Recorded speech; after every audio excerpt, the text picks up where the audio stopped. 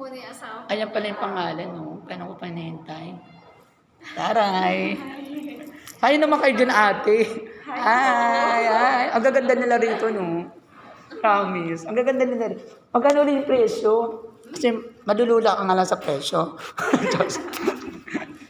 Ano malay mo, di ba guys? Kung gusto nyo lang naman. Maganda sila mag-serve dito.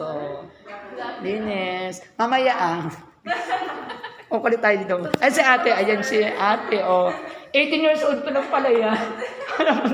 Ano ko, 24, 26. Ang babata nila rito, babe. Dapat siya yung before and after. Nga, no? And then, nag-video na ako kanina pa.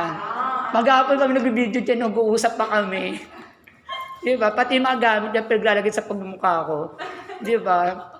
Inispalto na yung pagmumukha natin, guys. Experience, masaya. Okay, actually lahat sila dito accommodating. Mababait sila rito, tapos magaganda. Pero wag muna tayo titingin ng price. Nasa yung price? Nasa baba. Mamaya titingnan natin. Hindi, natry ko na, malalaman natin. Pero actually, sarap niya.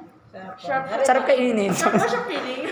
Sarap sa feeling. Nahanap nga ako dinan ko lang sa dakdak Pero mamaya titingnan natin yung price.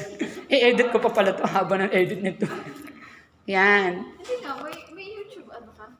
Meron akong YouTube channel. Talaga? Wow. Ayan, ang aking madam. Ayun naman, serve na si ate. Hello, thank you ate. Thank you. Ang babait nila rito, no? Okay na ako. Ikaw, ayaw ng boss ko. Gusto na kasi Starbucks. Thank you. May balik ulit tayo. Titignan natin yung price sa baba.